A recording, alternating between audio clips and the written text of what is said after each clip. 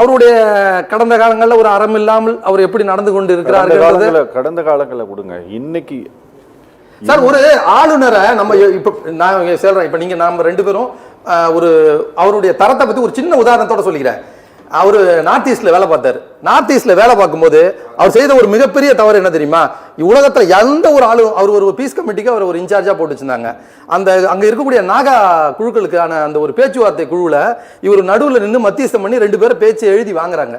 எழுதி வாங்கின பேப்பர்ஸை அவர்கள் கையெழுத்து போடும்போது அதுல இருக்கக்கூடிய வரிகளை மாற்றி உள்ள வச்சு கையெழுத்து வாங்குறாரு.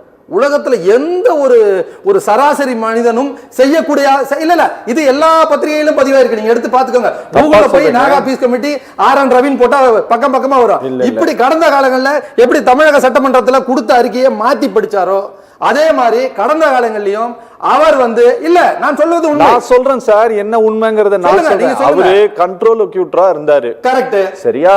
அவர் நாகா கிளர்ச்சி குழுக்களுக்கும் மத்திய அரசாங்கத்துக்கும் இடையில் அமைந்த பேச்சுவார்த்தை நடத்துவதற்கான நபராக இந்திய அரசாங்கத்தால் நியமிக்கப்பட்டார். ஆமா, அதுக்கு ஒரு ஃபெசிலிட்டேட்டரா இருந்தவர். அந்த பேப்பரை மாத்தினாரா இல்லையா? கேளுங்க சார், அப்போ ஒப்பந்தம் கையெழுத்தாவதற்கு அவர்தான் காரணம். ஆனால் அவர் ஆளுநராக வந்த பிறகு அந்த ஒப்பந்தப்படி அவர் நடந்து கொள்ள தவறிவிட்டார் தான் அவர் பேர்ல சார்ஜ். நீங்க இல்ல இல்ல இல்ல இல்ல சார், நீங்க நான் சொல்லக்கூடிய வாதத்தை இல்ல இல்ல இல்ல நீங்க செக் பண்ணி பாருங்க. எனக்கு அது தெரியும் சார்.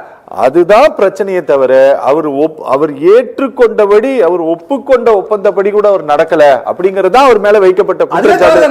வேற நீங்க சொல்றதெல்லாம் கிரிமினல் சார்ஜ். அதெல்லாம் நீங்க போயிட்டு நான் மறுபடியும் சொல்றேன், இந்த விவாதம் முடிஞ்ச பிறகு கூட ஒரு வாட்டி பாருங்க.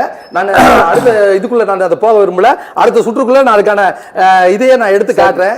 இல்ல நான் என்ன சொல்ல வரேன்னா, அவர் ஒரு அறமற்ற நபர் என்பதை நான் சொல்ல விரும்புகிறேன். அவ்வளவுதான். ஆளுநர் RN ரவி, அவர் RSS ரவின்றதை நான் குற்றமாவே சுமத்துறேன். கடந்த காலங்களிலும் சரி, இப்ப இருக்கக்கூடிய காலங்களிலும் அவர் இருக்கக்கூடிய இடத்துக்கு அவர் நியாயமாக இருந்ததில்லைன்றது என்னுடைய பகிரங்க குற்றச்சாட்டு. அவர் இந்த மாநிலத்துக்கு எங்களுக்கு தேவையில்லை என்பதுதான் எங்களுடைய நிலைப்பாடு.